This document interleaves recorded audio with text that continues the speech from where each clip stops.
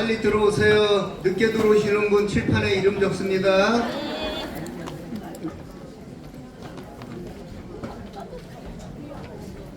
자, 선생님들이 거의 대부분이 저를 처음 뵐 텐데 몇 분은 지난번 제가 춘천에서 특강할 때 뵌 분들 계시고 대부분이 저를 처음 뵀을 거라고 생각됩니다.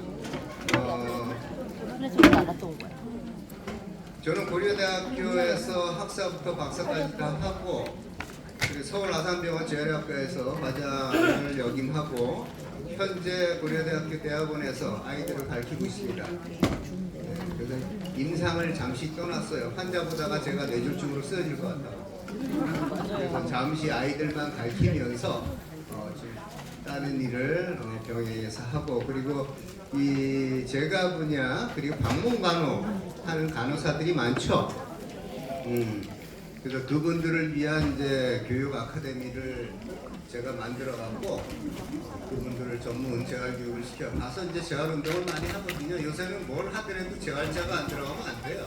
그래서 중앙보호센터건 요양원이건 뭐 방문 간호 센터건 간에 이 재활이 대세이기 때문에 재활을 이제 많이 지금 대한간호협회에서도부터 그렇고 여러 기관에서 특히 센터를 운영하시는 선생님들 그 기관에서도 재활이라는 게 굉장히 중요합니다.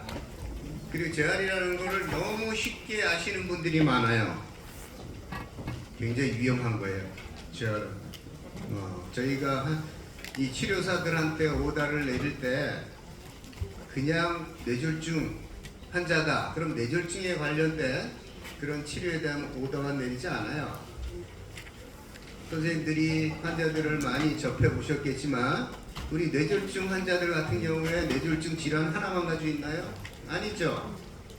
당뇨, 고혈압, 어떤 분은 심장질환, 어떤 분은 인공고관절 수술까지 했고, 어떤 분은 허리 협착증에 아주 여러 가지, 아니면 캔서, 암이다, 뭐 투석받는 분, 이렇게 우리 환자분들이 여러 가지 질병을 복합적으로 가지고 있어요. 그거를 다 종합적으로 판단을 해서 오다를 줍니다. 근데 선생님들이 주로 보게 될 환자들은 급성기 환자들은 거의 없을 거예요. 거의 만성 환자들입니다. 자, 이렇게 오랫동안 침상 생활을 하신 분들 모든 관절이나 뼈 근육들이 굉장히 불안정한 상태예요. 이거 가서 관절 운동 같은 거를 잘못했다? 그러다가 사고 터뜨리는 경우가 아주 많습니다. 100번 잘하면 뭐해요? 가서 한 번 치면 사고 치면은 큰일 났죠. 그래서 이 관절 운동 그 자체만으로도 굉장히 위험해요. 그 선생님들 센터 운영하시는 분들 중에서도 뭐 방문간호 운영하시는 분들도 계실지 모르겠는데 선생님들이 우리 환자들한테 관절 운동을 시킨다. 센터에서 만약에 나가서 아니면 요양보호사가 투입이 돼갖고 우리 환자분들이 요양보호사분들한테 나 운동 좀 시켜줘. 근데 관절 운동 같은 것도 시켜줬어. 근데 왜 하는지도 모르고 시키고 있어. 자, 제가 몇 분한테 한번 여쭤볼까? 우리 선생님, 우리 관절 운동을 왜 시킬까요? 우리 환자들한테. 네? 붙지 말라고. 우리 선생님은 관절 운동을 왜 시켜줄 것 같아요?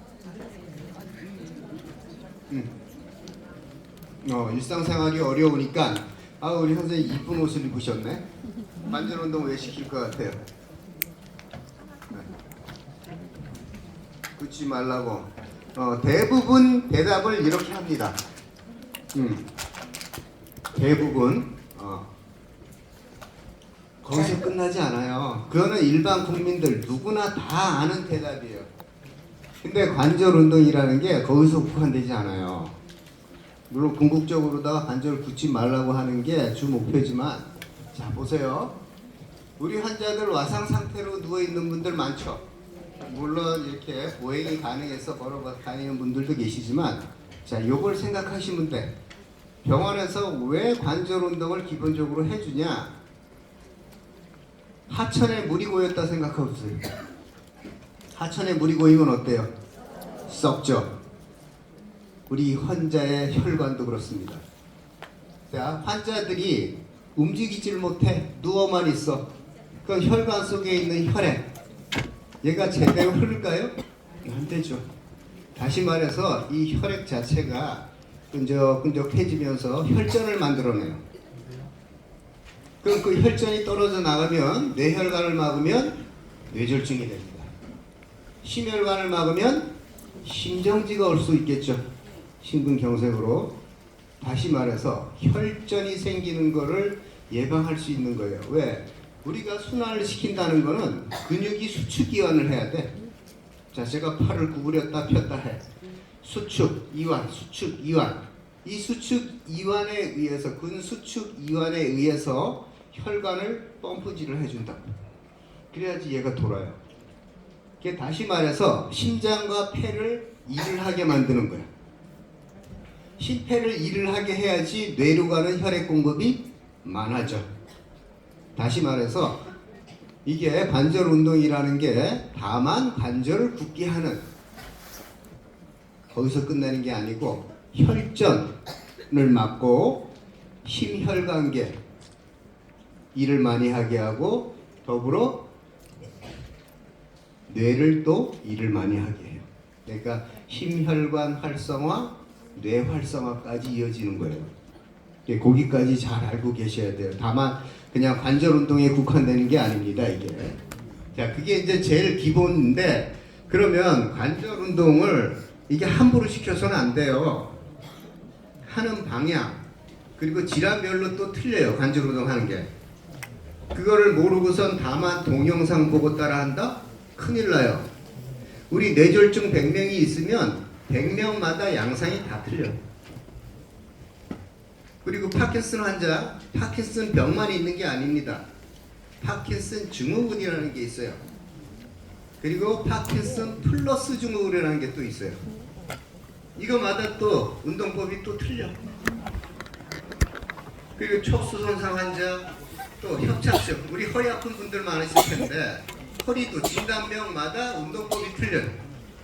만약 척추 협착증이 있는 분, 척추 전방전이증이 있는 분, 아니면 추간판 수액 탈출증이 있는 분, 이런 분들마다 운동법이 틀린다고.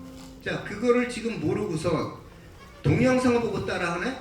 자, 뇌졸중 환자 운동하는 법 쳐보세요. 쫙 나오죠?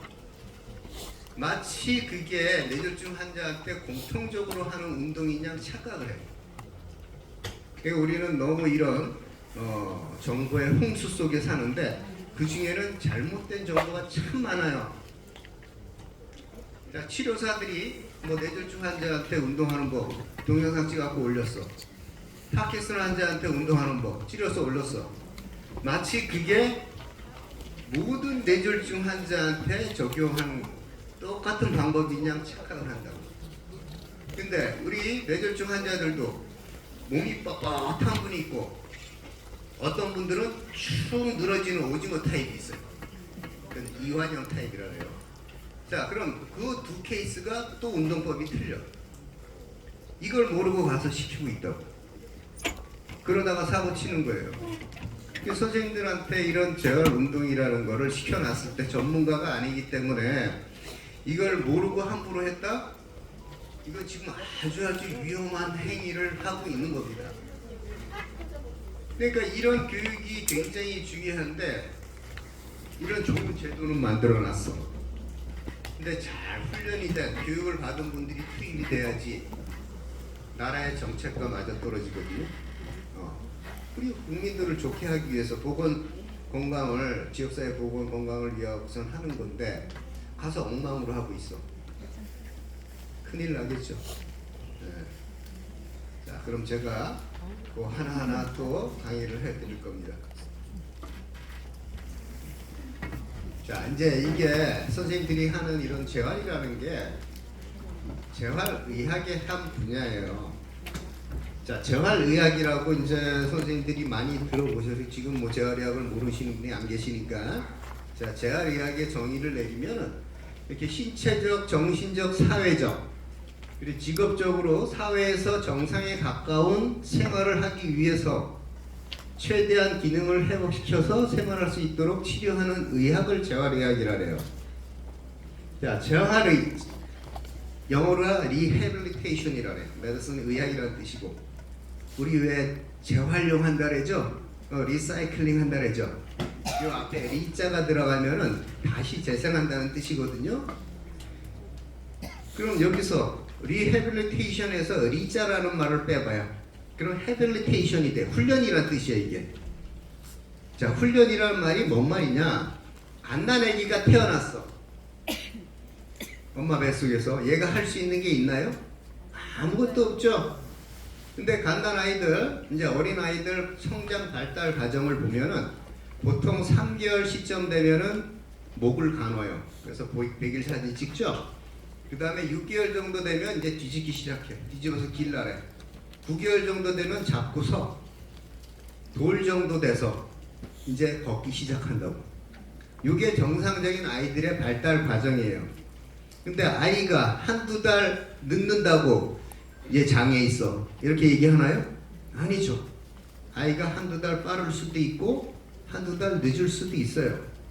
자, 그러면 얘가 9개월 시점 돼서 뭘 잡고 서야 되는데 못 쓴다고 잡는 훈련을 시켜요? 안 시키죠. 가만히 놔둬도 성장하는 과정에서 동작을 습득하고 반복해서 일상생활을 하게 됩니다. 독립적으로. 자, 그래서 아무것도 못하는 상태에 태어난 거를 영어로 이너빌리티라고, 자연스럽게 성장 과정에서 모든 걸 습득하는 거를 어빌리티라고 얘기를 해요. 그러니까 우리 인간은 이너빌리티 상태에서 어빌리티가 특별히 몸에 문제가 있지 않는 이상 자연스럽게 됩니다. 자, 이렇게 이제 살아가다가 어느 날 질환이나 사고로다가 내가 입기, 먹기, 말하기 이런 게 아무것도 안 돼. 이게 이제 어빌리티의 일부를 상실하게 되는 거죠. 우리 혼자 할 수 있는 일이 상실하게 되는 거예요. 이거를 이제 우리가 장애를 입었다 이렇게 표현을 해요. 디서빌리티. 장애를 입은 분들을 여러분들이 이제 돌보시는 거 아니에요? 대부분. 그렇죠? 장애를 입은 분들을 이제 훈련을 시키고 운동을 시키고 하는 게 바로 재활이에요. 재활. 자, 이런 용어 개념을 좀 알고 계시고, 그럼 이 재활의학이라는 거는 러스크라는 사람, 미국의 닥터 러스크라는 사람이 이제 창시자인데, 아마 여기 경부고속도로 타고 서울 쪽으로 올라가다 보면 그 네이버 쌍둥이 빌딩 있고 그 옆에 분당경찰서가 있어요. 분당경찰서 건물 뒤에 보면 러스크 병원이라고 있어요. 선생님들 러스크 병원 들어보셨어요? 이렇게 서울에도 브랜치가 몇 개 있는데 이 사람 이름을 따서 러스크 병원. 그리고 서울 톨게이트 좌측편에 산 밑에 보면은 보바스 기념병원이라고 있어요. 들어보셨어요? 보바스라는 사람은 이 중추신경계 질환, 우리 뇌라든가 척수에 중추신경 질환을 입은 분들의 치료하는 치료법이 있어요. 신경발달 치료라고. 요거를 처음 고안해서 전 세계의 치료법을 퍼뜨린 분들이에요. 그 부부 이름이에요. 보바스라는 사람. 그래서 그 사람 이름을 따서 보바스 기념병원 이렇게 이제 차려놓은 거예요. 자, 그러면 이 재활 치료를 받는다, 우리가 재활 운동을 한다는 개념은 회복 지연을 막고 회복 기간 단축을 시키는 게 목표겠죠. 가만히 놔두는 것보다 재활 치료를 받아 집에 가서 재활 운동을 시켜줘. 당연히 신체적인 기능이 좋아지겠죠.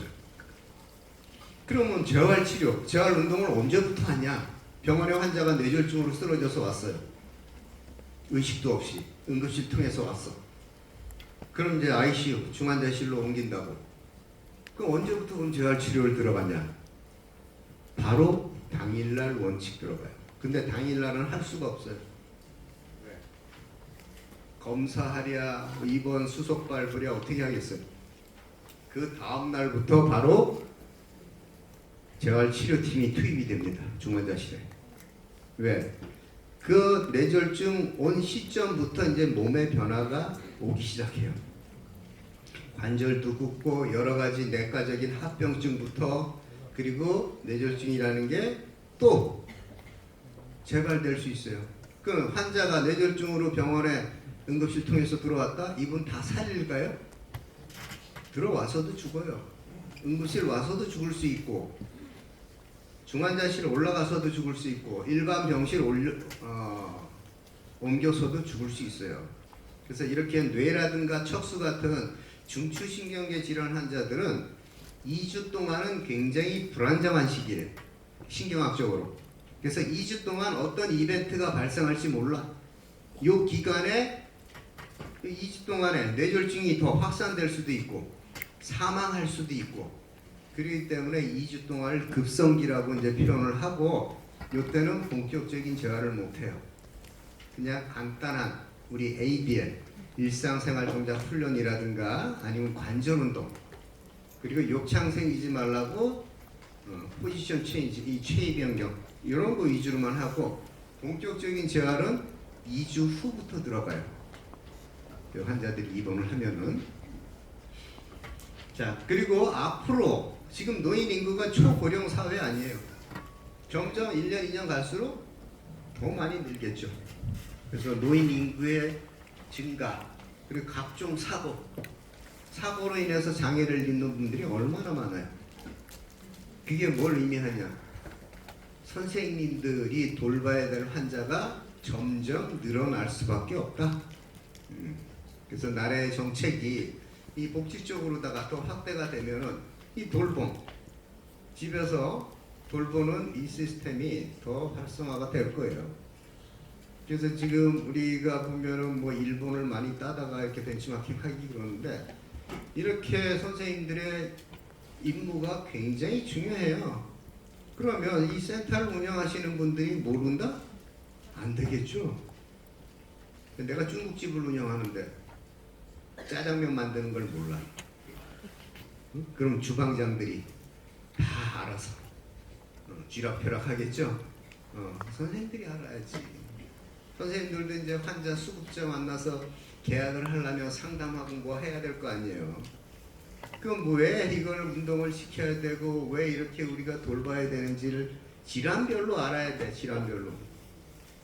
그렇지 못한 상태에서 그냥 뭐 일반 사람들 얘기하듯이 운동해야 돼요, 가만 놔두면 굳어요, 이건 누구나 다 대답할 수 있는 거 아니에요? 네.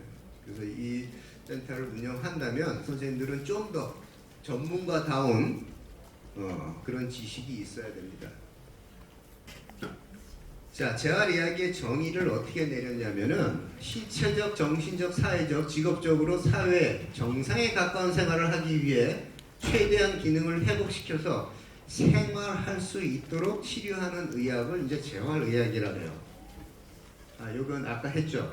제가 거꾸로 좀 틀었다. 자, 그럼 보세요. 중추신경계가 손상당했어. 중추신경계라는 요 뇌하고 그리고 척추 사이에 척추관을 따라서 내려가는 척수라는 게 있어요. 그 척수라는 거는 요추 1번하고 2번 사이에서 끝나요. 그러니까 요 위로 뇌를 포함해서 거기 손상을 우리가 중추신경계 손상이라고 해요. 자, 신경계가 크게 중추신경계가 있고 말초신경계가 있어요. 중추신경계는 우리 신경계라는 건 나무하고 똑같아요. 땅속에서 뿌리가 있어. 그 다음에 굵은 가지가 나와. 그 다음에 장가지들이 쫙 뻗어 나오죠. 이 굵은 가지라는 놈이 중추신경이라고 보시면 돼. 거기에 뻗어 나온 장가지들, 얘는 말초신경이라고 보면 돼. 그럼 중추신경이 굵은 가지가 썩었어. 거기 달려있는 장가지들 어때요? 다 죽겠죠. 기능을 못해요. 그래서 중추신경이 그래서 안 좋은 겁니다. 이 중추신경은 재생이 안 돼요. 한번 손상을 당하면. 우리 뇌 한번 손상을 당하면 재생 안 돼요. 근데 말초신경은 재생이 돼요. 되는데 물론 말초신경 손상도 1, 2, 3단계로 나눕니다. 3단계 같은 경우에는 재생이 되더라도 100%는 안 돼요. 한 80%밖에 안 돼. 그리고 안 될 수도 있어, 영영. 근데 1, 2단계의 말초신경 손상이라면 대부분이 재생이 돼요. 자, 이렇게 이제 틀린 거예요. 그리고 중추신경 질환이 얼마나 무서운지 우리 뇌하고 척수 질환, 중풍, 그리고 파킨슨 질환, 그리고 또 뭐 있어요? 외상성 뇌손상. 그 교통사고로다가 척수를 다쳤어. 경추에 있는 척수 손상. 그럼 사지마비가 와요. 흉추나 요추부에 척수 손상을 당하면 하반신 마비가 온다. 자, 이렇게 중추신경 손상을 당하면은 이건 영구적인 장애를 갖고 살아가야 되는 거예요. 자, 그럼 뇌졸중이 걸렸어. 뇌졸중이 왔으면 이분이 2년, 3년 된 환자분이에요. 뇌졸중 온지. 이런 분들을 재활운동을 시키면 계속 좋아질까요? 우리 뇌졸중 환자들 운동시키면 계속 좋아질까요? 네. 자, 이게 지금 그래프를 잘 보세요. 보시면은 2주까지를 제가 아까 신경학적으로 불안정한 시기라 했어요. 2주까지 얼마든지 사람이 죽을 수가 있어요. 회복되는 거는 2주 후부터 이제 회복이 되기 시작해요. 되는데 평생 좋아질 거에 80%가 3개월 안에 승분합니다. 중풍 걸려서 병원에 들어갔다 3개월 안에 평생 좋아질 거예요. 80%가 좋아져요. 그 다음에 나머지 20%가 미니멈 6개월, 최대 1년까지 20%가 좋아져요. 다시 말해서 1년 안에 모든 게 끝나요. 좋아지는 게. 그 1년 지나면은 물론 운동 열심히 하고 해서 약간의 기능적으로 변화를 보이는 사람이 있겠지만 대부분이 1년 안에 끝납니다. 그럼 선생님들이 만약에 센터에서 뭐 방문간호다 뭐다 이런 걸 운영을 해요. 가서 투입되는 선생님들이 가서 운동을 시켜. 그럼 그분들이 가서 운동시키는 목표가 뭐냐? 최대 목표가 유지예요. 유지. 좋아지는 것보다 유지가 목표입니다. 유지만 해도 아주 잘하는 거예요. 나빠지지 않게 했으니까. 그 다음에 두 번째 목표는 나빠지는 속도를 늦추는 게 두 번째 목표예요. 그래서 무조건 이제 환자나 보호자분들은 기대 벅차. 뭔가 새로운 분이 와서 나를 운동을 시켜주면 좋아질 줄 알고 있어. 아니 지금 2년, 3년 동안 이 병원, 저 병원에 입원하면서 재활치료 충분히 받다가 이제 집에 온 분인데 아니 병원에서도 안 됐는데 뭘 집에 와서 뭐가 좋아지냐고요. 그러니까 선생님들이 상담을 하더라도 이렇게 만성질환자 환자들은 좋아진다는 표현을 해서는 안 돼요. 물론 좋아지는 케이스도 있어요. 가서 재활운동 잘 시키고 그러면은 그거는 뭐냐, 이 말초신경 질환자라든가 아니면은 그냥 65세 이상이 돼서 특별한 질환이 없어서 노인이 돼갖고 우리 기능적으로 몸 상태가 떨어져 갖고 등급 받아 갖고 서비스를 받는 분들 같은 경우에는 재활시키면 좋아져요. 그분들은. 그렇지 않고서 이 뇌나 척수 질환 같은 중추신경 질환 환자들은 좋아지는 게 아닙니다. 그거를 아셔야 돼요. 그래서 우리 이게 뭐냐면 이제 뇌 가소성이라 해요. 의학용어로다가 브레인 플라스티시티 원리라고 얘기를 하는데, 자, 뇌가 여기 만약에 혈관이 막혔어. 그럼 얘가 하던 일이 있을 거 아니에요? 그럼 얘는 이제 한번 막혔으면 얘는 요 주변에 있는 세포는 다 죽어. 이건 재생이 안 돼. 근데 그 옆에 있는 놈들이 얘가 하던 일을 대신한다고. 그게 최대 1년까지 도와줘요. 얘는 1년 후에는 이제 안 도와줘. 이걸 뇌 가소성이라 해요. 이 플라스티시티라는 용어를 쓰는데, 플라스틱 생각해보세요. 플라스틱을 이렇게 구부려 보세요. 구부러지죠. 근데 너무 강도가 세면 딱 부러지죠. 부러지면 그때는 사망 또는 식물인간인데, 구부러졌다가 놓으면은 제자리로 돌아가려는 성질이 있어. 요게 이제 뇌 가소성이라는 원리예요. 다시 말해서 요 놈이 죽으면은 주위에 있는 놈들이 대신 일을 해서 원래 상태로 되돌아가게끔 도와줘. 근데 그게 1년이 넘어가면 이제는 얘네도 지쳐. 안 도와줘. 그게 끝난 거예요. 그래서 1년 안에는 무슨 일이 있어도 재활. 근데 저도 환자를 23년 동안 환자를 봤는데 중간에 막 좋아지는데 보호자가 와요. 퇴원하겠다고. 어딜 가요? 지금 이렇게 좋아하는데 어딜 가실라래요? 아우 말을 안 해. 머뭇머뭇해. 그럼 저는 다 눈치채고 있죠. 워낙 환자를 많이 봤으니까 솔직히 하시라고. 그러면 사실은요, 저기 경북 안동에 유명한 침쟁이가 있대. 가서 침을 맞으러 가야 된대. 응? 옛날 어른들 보세요. 침, 한약 등 한방 많이 했죠. 옛날엔 뭐 없으니까. 허준 시대나 그랬지. 지금 이렇게 의학이 발달됐는데 아직도 그러는 분들이 계셔. 그래서 뭐 팍팍 구겨갖고 퇴원한다는데 어떻게 해? 그 퇴원을 시켰어. 근데 3달 뒤에 이제 외래에서 만나요. 보면 아주 환자가 형편없어. 왜 그러냐? 자, 선생님들 침 맞아 보셨죠? 침 맞고 난 후에 몸이 어때요? 피곤하다는 거 못 느끼세요? 그 피곤한 원리를 아세요?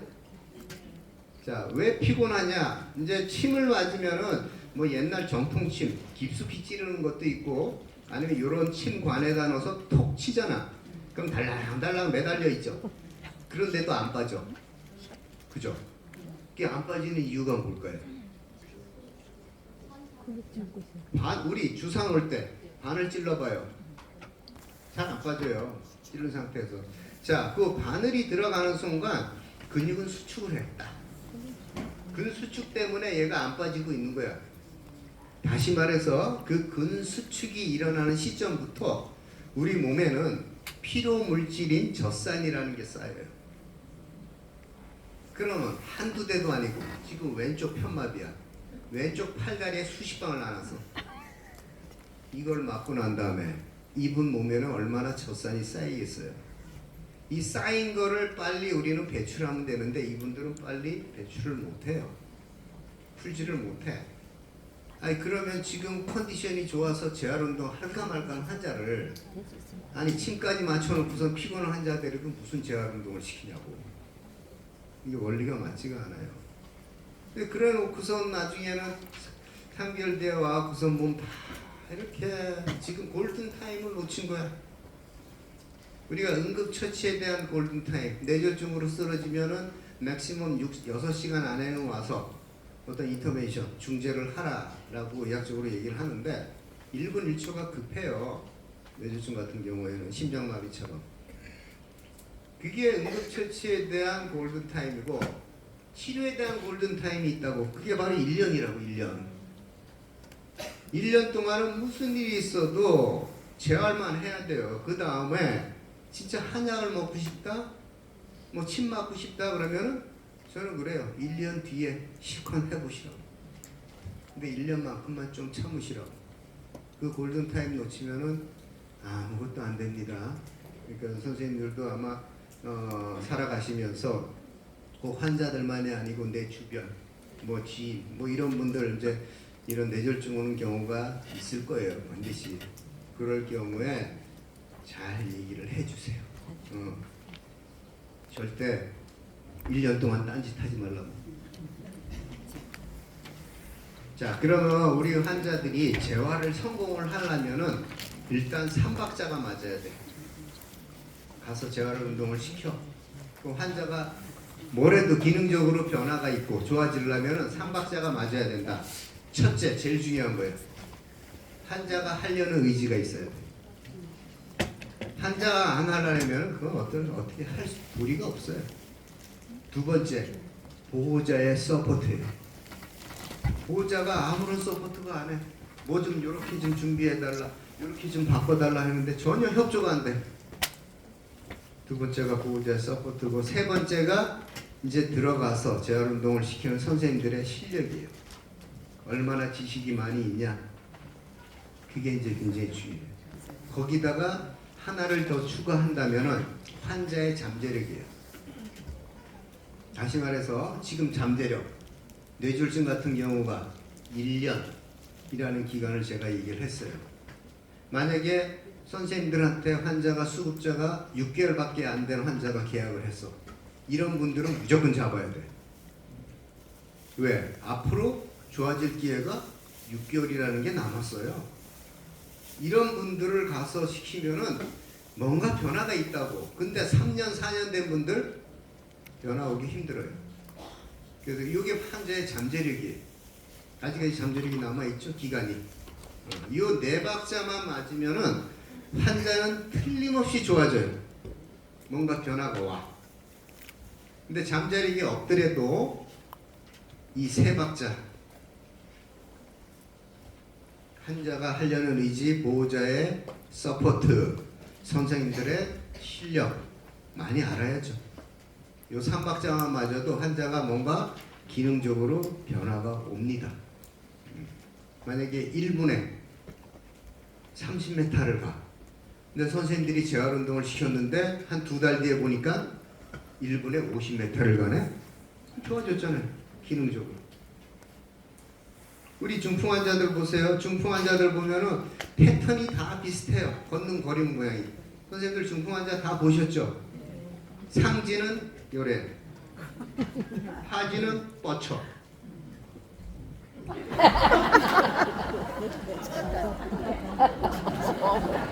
너무 잘하시.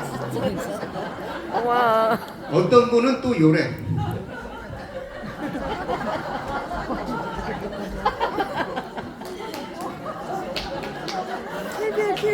아우, 제가 몸이 기억한다니까? 아주 지겹게 봤어요. 병원에 있을 때 파킨슨, 뇌졸중 아주 지겹게 봐갖고 제가 이거 연습한 거 아니에요. 몸이 알아서 나와. 자, 그러면 보세요. 보통 보면은 이 상지는 굴곡 패턴, 구부러져 있어. 하지는 뻗쳐 있어. 그죠? 처음에 중풍 걸려봐요. 이렇게 나타날까요? 처음엔 늘어져요. 마비가 됐으니까, 편마비가 됐으니까 오징어 마냥 축 늘어져. 그래서 우리 뇌졸중 환자의 60-70%는 어깨가 빠져 있어요. 아탈구가 생긴다고. 왜 그러냐? 자, 지금 누워있을 때는 중력을 받지 않지만 누워있을 때도 빠져요. 이게 빠지는 시점이 그 이완되어 있을 때, 오징어처럼 근긴장도가 이제 저하됐다고 표현을 해요. 축 늘어져 있는데 이제 밥을 먹여야 돼. 앉혀야 될 거 아니야. 앉는 순간부터 우리는 중력하고 싸워야 돼. 중력은 떨어지지. 나는 마비가 돼서 이러고 있지. 그럼 팔에 무게는 있지. 그러니까 이게 벌어지는 거예요. 이 어깨가 이렇게 벌어집니다. 그걸 이제 아탈구라래요. 탈구라고 얘기는 안 해요. 탈구는 이제 다쳐갖고 빠지거나 누가 꽉 잡아당겨서 빠지거나 이런 걸 탈구라고, 우리 뇌졸중 환자들은 아탈구라는 표현을 해요.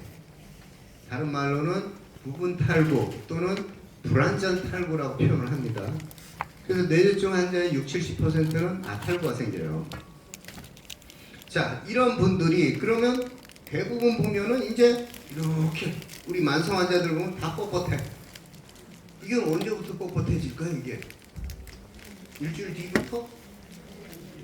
요거를 이제 뻣뻣한 거를 근긴장도가 항진됐다고 표현을 해요. 뻣뻣하니까 이제 환자는 푹 들어. 발목은 쳐져 있지. 더군다나 뻣뻣한 긴장도 때문에 발목이 요래 돌아가요. 이런 거 보셨죠? 그래서 이 발 보조기 찬 것도 보시고 하셨을 거야.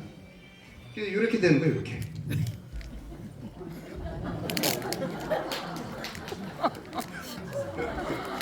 너무 잘하세요. 아우, 저기 제 강의 가면 어떤 분 동영상을 열심히 찍어. 기분 좋을 때 한 번씩 보려고. 기분 나쁠 때. 그 기분 나쁜 게 확 풀린대 아주. 자, 그럼 상지는 이 굴곡, 하지는 이제 핀달에서 신전이라고 표현을 해요. 이렇게 근긴장도가 변하는 게 보통 뇌졸중 온 시점으로부터 4주에서 6주 후부터 이렇게 변화가 와요. 그러면 아니 하필이면 상지는 구부러지고 하지는 핀단 말이에요. 이 반대의 경우는 없어요. 반대로 상지는 피고 하지는 구부러져. 이런 패턴 없어요. 이러면 이렇게 걷게? 이런 경우가 없다고. 자, 그럼 뇌가 망가지면은 왜 이런 패턴을 보이냐? 상지는 구부러지고 하지는 펴지는 패턴. 왜 이렇게 나타나냐? 대부분이 왜 그럴 것 같아요? 그게 왜 그러냐면은 우리가 뇌라는 게 망가지면은 엄마 뱃속에서 막 태어났을 때로 가요. 그거를 이제 원시 반응이라 그래. 자, 선생님들은 아이들 다 키워보셨을 텐데 아이들을 목욕을 시키려고 다래에다가 물을 담아놨어. 거기다 애를 한번 푹 던져봐요. 애가 팔은 요러고 다리는 요래. 이게 원시 반응이에요. 요 상태로 가요. 원시 반응으로 가기 때문에 이제 다시 시작하는 거야. 재활 운동을 통해서 지금 아까 우리 처음에 제가 설명했잖아요. 애가 태어나면 아무것도 못해. 자연적으로 학습을 통해 갖고선 경험을 통해서 독립적인 생활을 하게 된다 그랬잖아요. 누가 훈련을 안 시켜도. 그게 바로 이제 아무것도 못하는 상태로 다시 돌아가는 거야. 뇌라는 게 망가지면. 그래서 상지는 구부리고 하지는 뻗치는 패턴으로 나타난다고. 그럼 우리 중풍 환자들이 보세요. 이분들이 힘이 있어갖고 걷는 게 아니에요. 이 경직이라는 것 때문에 그래요. 뻣뻣한 이 경직 때문에 무릎이 안 구부러지니까 걸을 수 있는 거예요. 이게 뻗정다리라서. 근데 환자분들 보면 팔은 안 움직이는데 얘는 뻗정다리로 이렇게 걷는 타입이 많아. 우리 뇌졸중이 걸리면. 이게 왜 그러냐? 그러니까 앞대뇌, 중간대뇌, 후대뇌가 있는데 중간대뇌 손상일 경우가 이런 패턴으로 나타나요. 다리가 더 회복이 빨라. 편마비가 오더라도. 반대로 앞대뇌 손상 같은 경우에는 반대예요. 팔이 더 회복이 빨라. 다리가 회복이 느려. 근데 후대뇌 같은 경우에는 팔다리 근력은 빨리 좋아져. 근력엔 큰 문제가 없어. 대신에 힘을 조절을 못하는 실조증 양상이 나타나요. 이렇게 뇌 속이라는 거는 아주 신비로워요. 알 수가 없어. 뇌 질환은 답이 없어요. 근데 우리 척수 질환 같은 경우에는 답이 딱 나와 있어요. 척수 손상 환자들은 만약에 경추 5번 손상이다. 그럼 이분은 어디까지밖에 안 된다. 흉추 3번 손상이다. 어디까지밖에 안 된다는 답이 나와 있지만 뇌 속은 알 수가 없어. 그래서 그런 패턴이 나타나는 게 이제 우리 원시 반응, 엄마 뱃속에서 막 태어났을 때 그 상태로 돌아가기 때문에 그런 양상이 나타나는 거예요. 자, 그럼 선생님들이 이제 재활에 대한 인식 개선이 있어야 되는데, 자, 만성기 환자의 질환별 특징이라든가 운동 목적을 잘 이해해야 돼요. 제가 아까 말씀드렸지만 만성기 환자들은 좋아지지 않는다 그랬잖아요. 물론 예외도 있어요, 간혹. 근데 대부분이 유지만 해도 잘하는 거예요. 유지. 우리 건강한 사람들도 건강 유지하려고 해서 헬스장 가서 운동하고 이런저런 운동 많이 하잖아요. 근데 나이 들어가잖아, 환자들도. 그거를 생각 못 하는 거야. 환자들도 지금 1년, 2년 지나면서 나이는 더 들어가는데 1년, 2년 지났다고 안 좋아진다고 얘기를 하는 거야. 아니 당연히 건강한 사람들도 1, 2년 지나면은 나이가 드는데 더 쇠해지죠. 어떻게 건강해지냐고. 유지만 해도 아주 잘하신다고. 이게 그러니까 상담을 하실 때도 이런 설명을 잘 해주셔야 되고, 그리고 운동을 시키는데 왜 하는지 알아야 될 거 아니에요. 운동을 시키는데 왜 하는지도 모르고 시키고 있어. 이게 어떤 몸의 변화가 오는지도 모르고 시키고 앉아있다. 그거는 아무나 할 수 있는 거 아니에요? 그렇죠? 이제 선생님들이 센터를 운영하시는 분들이 많고 만큼 이제 잘 아셔야 되고, 자 예를 들어서 우리 환자한테 우리 중풍 환자들 보세요. 중풍 환자들 보면은 지금 제가 아까 걷는 흉내를 냈죠. 이분들이 뭐가 문제냐면은 이 걸음걸이 양상이 어떤 분은 이쁘게 걸으려고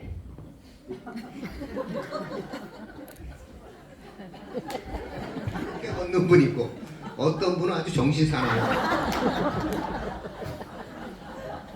자, 이 걸음걸이가 한번 세팅되면 절대 죽을 때까지 못 바꿔요. 이게 6개월 안에 승부가 나요. 6개월 넘어가면 걸음걸이 절대 못 바꿉니다. 그럼 지금 제가 걸을 때 체중이 5대5로 실려요? 아니죠. 7대3 아니면 6대4야. 그럼 지금 이분은 평생 이렇게 걸어야 돼. 그럼 이 다리에 체중을 많이 사용을 하고 이쪽 팔다리를 이용을 해서 일상생활을 주로 하게 된단 말이에요. 그럼 여기에 고관절, 무릎관절, 발목관절에 과도한 로딩이 걸려버려. 과부하가 걸려버려. 그럼 퇴행성 관절염이 빨리 와요. 그럼 여기까지 이제 무릎관절까지 망가져봐. 이제 어떡할 거야? 못 걷죠. 그래서 이분들은 걸음걸이는 못 바꾸더라도 체중을 5대5로 힐로 훈련을 얼마든지 해줄 수가 있어요. 자, 오른쪽이 마비예요. 그럼 이제 지팡이를 짚던 안 짚던 간에 자, 지금 이 앞뒤로 가는 운동. 지금 이쪽 다리만 체중 실죠. 이런 운동을 하고 지금 얘는 뻗정다리란 말이에요. 구부리는 동작이 안 일어나. 마비된 쪽 다리가 나가서 이제 구부리는 동작. 이런 걸 시키는 거예요. 이게 체중 지지예요. 피고. 자, 이런 거를 충분히 시키면은 환자가 자, 지금 보세요. 이렇게 해서 건강한 다리를 빨리 뛴다고. 왜 빨리 뛸까요? 불안하니까. 선생님들도 발가락 가시 베켜봐. 똑바로 걸어요?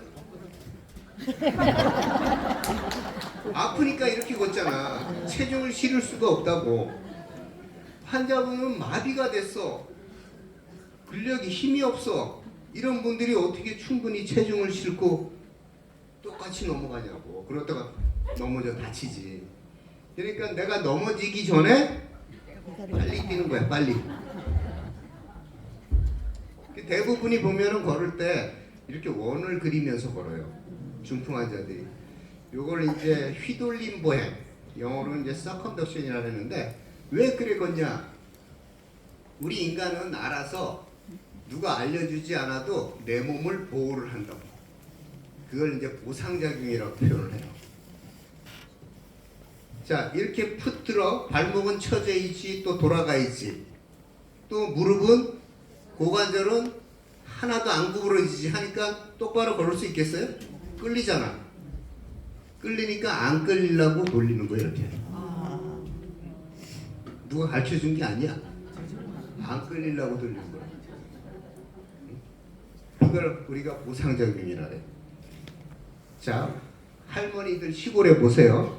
할머니들 나이가 들면 걷는 패턴이 두 가지야. 대부분 시골 할머니들 보세요. 맨날 밭일하고 그러시는 분들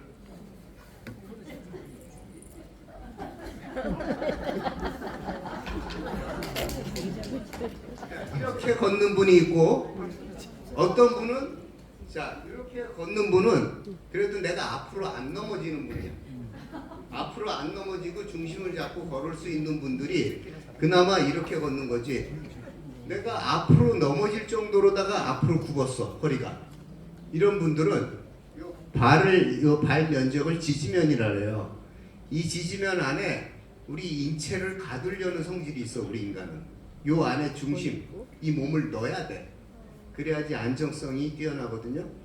그럼 요까지는 요 발 면적 안에 있지만 요 위로는 벗어나 있죠.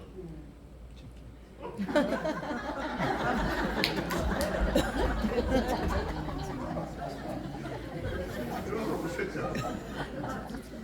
이런 분들 많잖아요. 네. 거기다가 유모차는 끌어고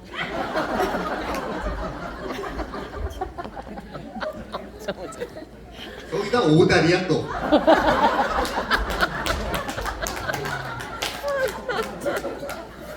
또 유모차에 개는 한 마리 실려.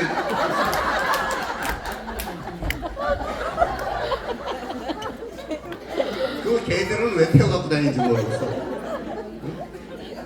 그러니까 이게 누가 알려줘서가 아니에요. 내가 요 동작이 편하거든. 그러니까 이렇게 트는 거야. 그게 이제 다 잘못된 거죠. 근데 그 근본적인 원인을 찾아서 고치면은 우리가 이렇게 근골격계 질환이 오는 게 두 가지 중에 하나예요. 원인이 과사용, 많이 사용해서. 또 하나는 나쁜 자세. 오랫동안 자세를 나쁘게 취하고 있어. 그럼 척추라는 거는 한번 이렇게 변형이 오면은 절대 원 상태로 못 들어가요. 수술하지 않는 이상. 근데 척추 질환이 있으면은 뇌에도 영향을 미쳐요. 뇌 퇴행성 질환이 빨리 와. 알츠하이머 치매라든가 파킨슨병 같은 게 올 확률이 더 높아. 왜냐하면 척추 안에 척수가 지나가고 그 주위에 뇌척수액이라는 놈이 지나가요. 뇌와 척수를 흐르는 액이야. 얘가 하는 일이 우리 뇌에 영양분을 공급하고 노폐물을 제거해주는 놈이에요.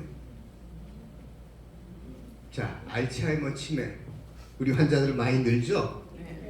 지금 현재 한 100만 명 노인 10명당 1명이 지금 치매예요. 그러니까 2050년 되면 25년 뒤에는 2배 이상 늘어요. 물론 노인 인구가 느니까 인구는 그 노인 치매 인구는 늘 수밖에 없는데 중요한 거는 퍼센테이지 확률. 지금 현재는 10%지만 2050년에는 15%까지 치매 환자들이 생긴다고 지금 예측을 하고 있어요. 그럼 알츠하이머 치매의 원인을 보면은 이 우리 뇌 속에 독성 단백질이라는 베타아밀로이드라는 게 있다고. 이 베타아밀로이드라는 놈을 분해시키는 게 누구냐? 바로 멜라토닌이라는 놈이에요. 멜라토닌 들어보셨죠? 네. 우리가 기분 좋을 때 멜라토닌이라는 거는 우리 인체의 생체 시계 역할을 해. 다시 말해서 밤에 잘 때 분비가 되는 놈이에요. 특히 밤 11시에서 새벽 3시 사이에 가장 많이 분비가 돼요. 그러면 이 베타아밀로이드, 독성 단백질이 쌓인 거를 멜라토닌이 분비가 돼갖고 얘를 분해를 시킨다고. 분해를 시켜갖고 뇌척수액으로 가져와요. 뇌척수액으로 가져오면 뇌척수액이라는 놈은 림프관을 통해서 얘를 배출을 시켜. 그런 순환을 거쳐야 되는데 자, 나이가 들면 멜라토닌 분비가 잘 안 돼요. 그리고 젊은 사람도 밤에 안 잡아. 지금 조물주가 11시에서 새벽 3시 사이엔 자라고 만들어놨어요. 근데 자제하고 딴짓거리 하는 친구들 많죠, 젊은이들.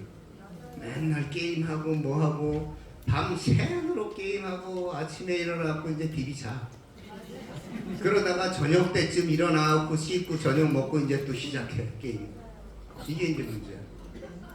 그러니까 젊은 친구들도 그렇고 나이분들은 이제 노화에 의해서도 특히 여자분들은 폐경을 겪으면서 몸의 변화가 무지하게 많이 생깁니다.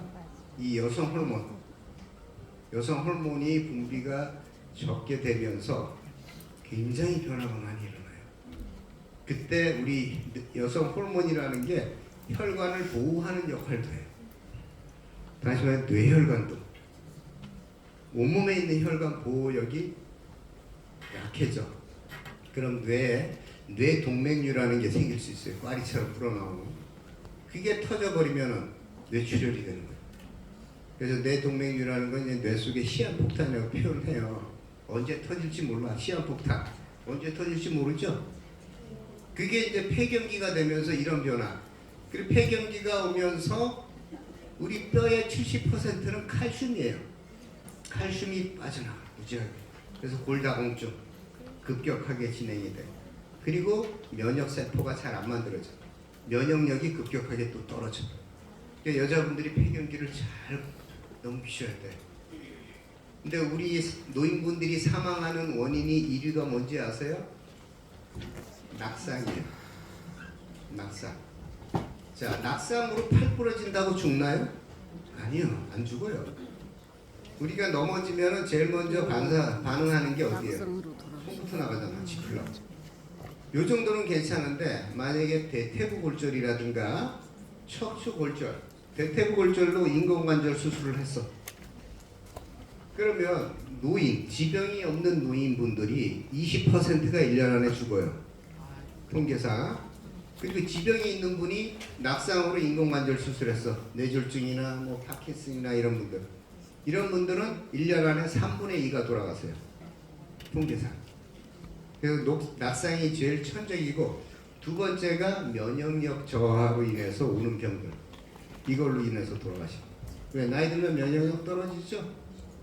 그럼 어떤 바이러스가 들어와. 걔를 이길 만한 내가 항체가 없어. 능력이 안 돼, 싸울 능력이. 그대로 공격을 당해. 그래서 낙상이라든가 면역력 저하만 막아도 장수할 수 있어요. 자, 그래서 그게 뭐냐? 피로, 과로, 스트레스 쪄들어 있어. 이건 젊은 친구들도 많잖아요. 이렇게 되면 우리가 면역력이 저하돼요. 그럼 뭔 병에 걸릴지 몰라. 몸이 약한데. 그래서 너무 스트레스 받지 말고 피로, 과로 너무 몸을 혹사시켜서는 안 돼. 자, 그리고 보호자, 우리 이제 재활 이렇게 운동을 하는 분들, 재활 치료를 받는 대상자들 보면은 보호자 교육이 굉장히 중요해요. 그게 우리나라하고 미국하고는 완전히 시스템이 틀려. 미국 같은 경우에는 우리나라의 치료 수가가 12배예요. 가격이. 그러니까 질적인 치료를 할 수밖에 없어. 우리나라 보세요.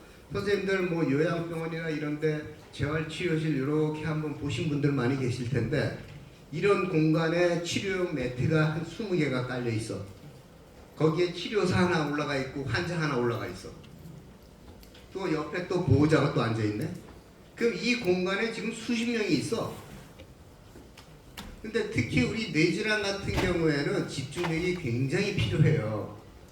특히 그 중에서도 외상성 뇌손상이라든가 아니면 특히 전두엽 쪽에 손상이 있는 분들은 굉장히 환경을 잘 만들어줘야 돼. 그때 조용한 곳에서도 집중을 할까 말까 하는 환자가 매트가 20개 있는데 치료사 하나, 환자 하나, 40명 앉아있지, 보호자 몇 명 또 앉아있지. 이런 데서 저쪽에서 치료사 하나가 환자분 운동하셔야죠. 하나, 둘, 셋, 넷, 더 드세요, 더. 이러고 있고 옆에 또 심상에서는 환자가 이러고 있어. 이거 불안해서 무슨 운동을 하냐고. 집중이 안 되죠. 그래서 우리나라 이 치료 환경은 너무너무 잘못돼 있어요. 재활 치료 환경이. 네. 그러려면은 조용한 공간에서, 미국 같은 경우에는 조용한 공간에서 잔잔한 음악을 틀어주고서 운동을 시킨다고. 그래야지 어느 정도 좀 효과가 있는데 우리는 어떻게 그래요? 도떼기 매일 5일장 열렸어. 매일. 그럴 수밖에 없는 게 수가가 낮기 때문에 그래. 그럼 뽑아내야지. 그러니까 이 좁은 공간에 많은 환자를 때려 넣을 수밖에 없는 거예요. 자, 보호자의 이제 이해도가 필요한데 특히 뇌질환부터 모든 질병이 보시면은 보호자하고 환자하고 싸우는 경우가 굉장히 많아요.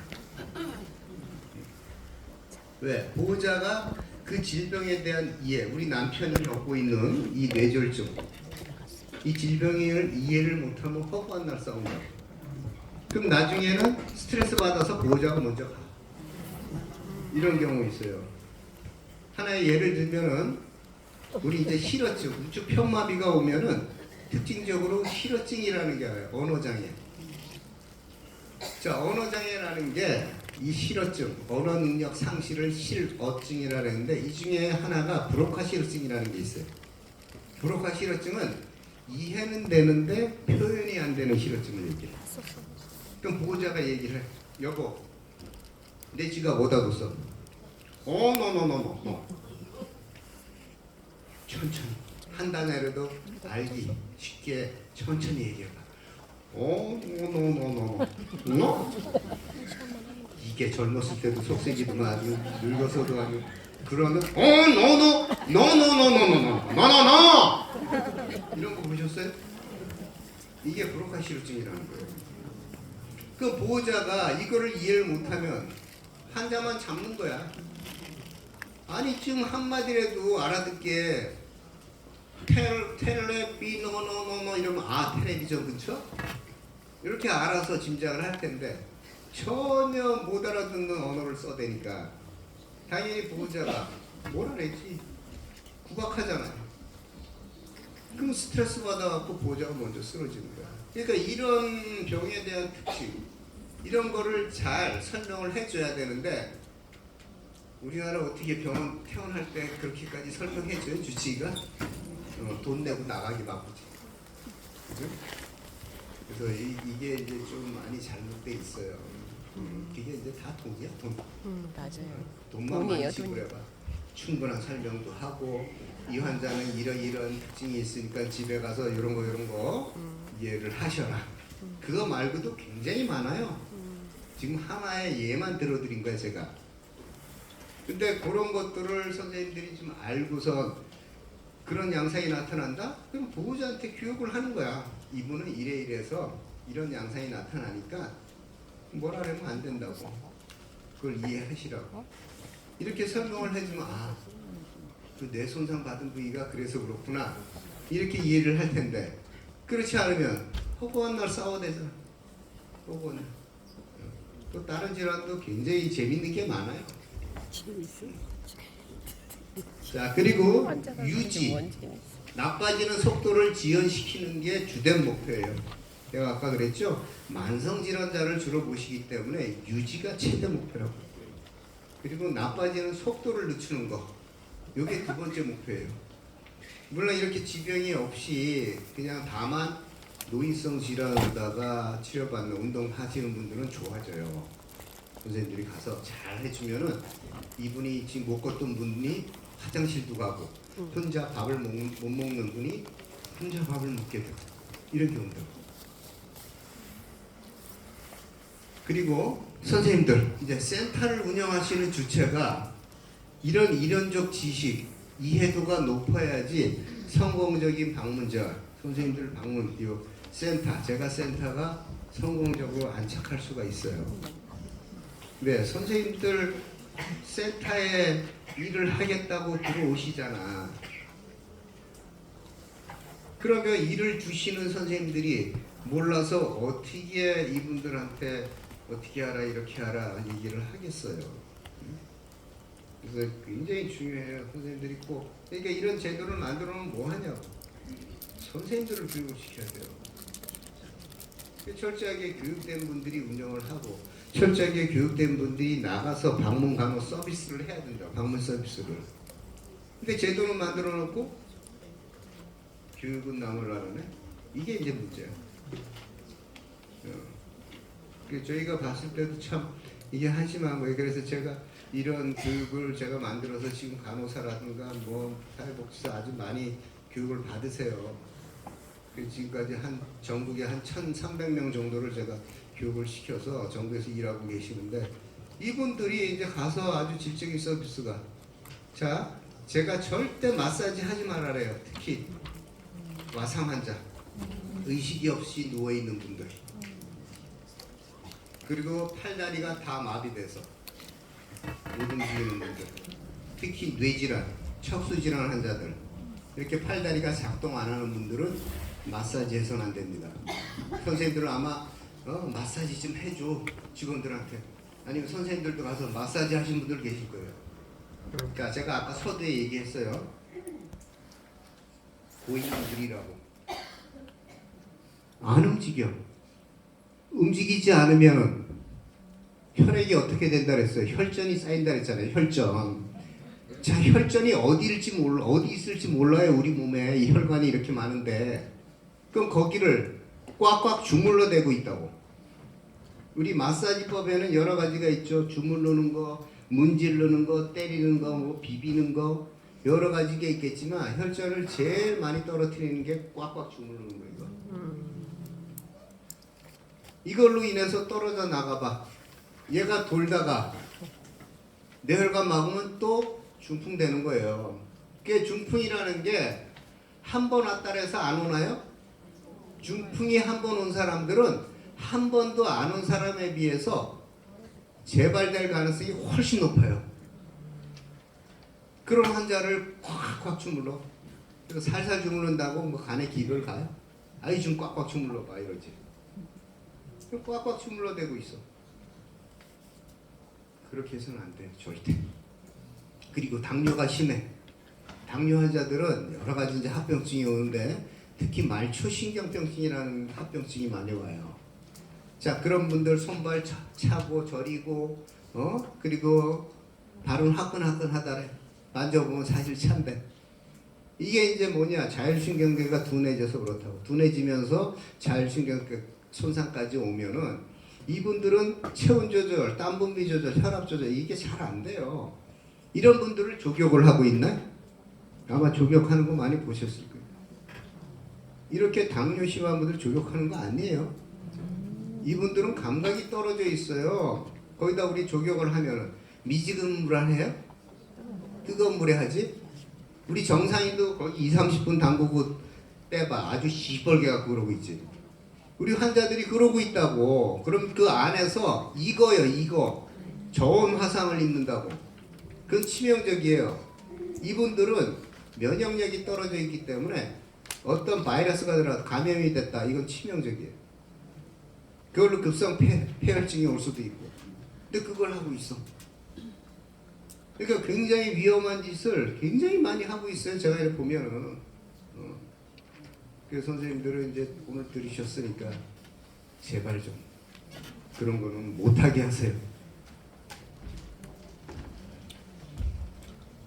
자, 그러면 우리 이제 재활에서는 포괄적이라는 용어를 써요.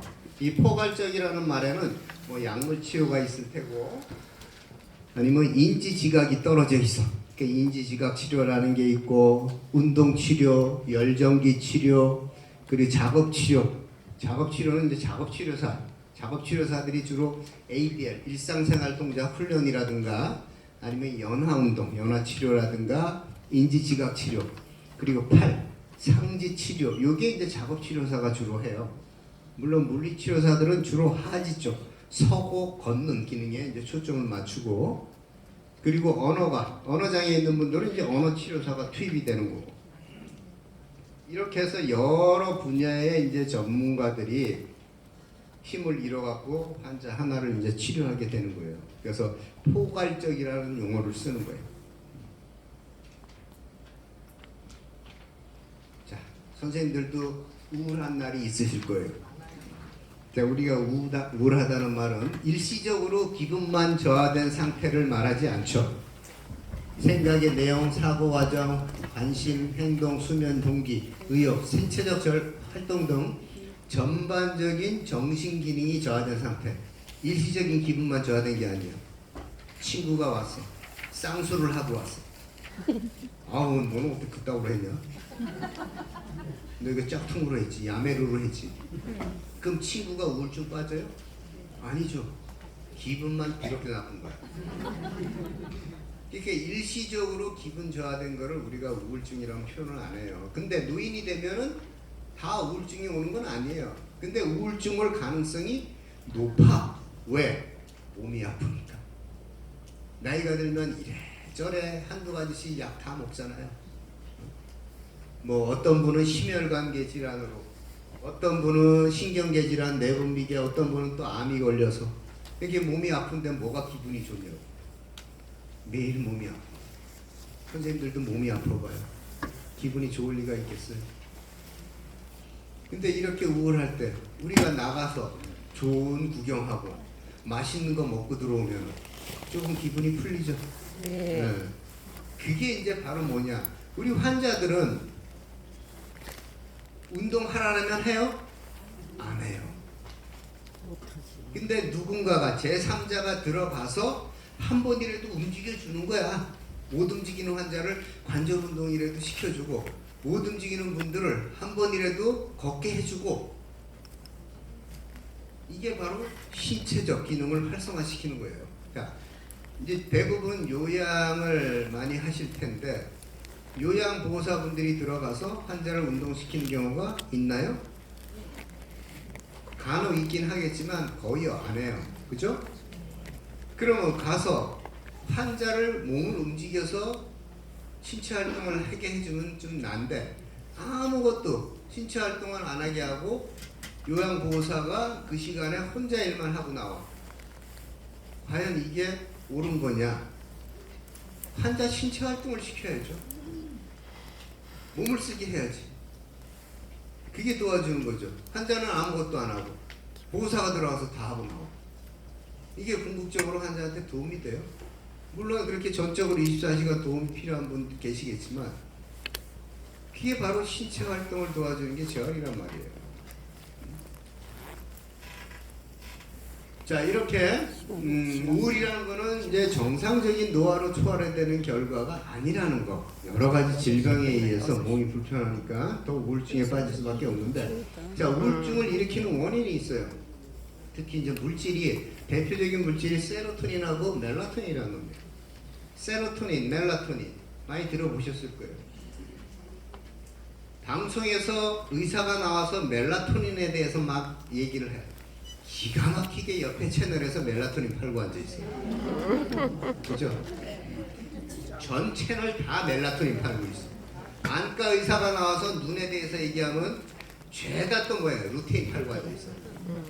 정형외과 의사가 무릎에 대해서 얘기하면 또 콘드로이친 다 팔고 앉아있어요. 기가 막히죠? 그러니까 그 홈쇼핑 애들이 다 미리 방송사에서 받아요. 몇 시부터 몇 시까지는 뭐 어떤 주제로다가 얘기를 하냐 이런 정보를 받기 때문에 그렇게 상품을 다 배치시켜 놓습니다. 자, 세로토닌이란 놈은 우울증의 대표적인 물질이에요. 우리 기분이 좋아지면 세로토닌이 분비된다, 도파민이 분비된다, 이런 표현 많이 해.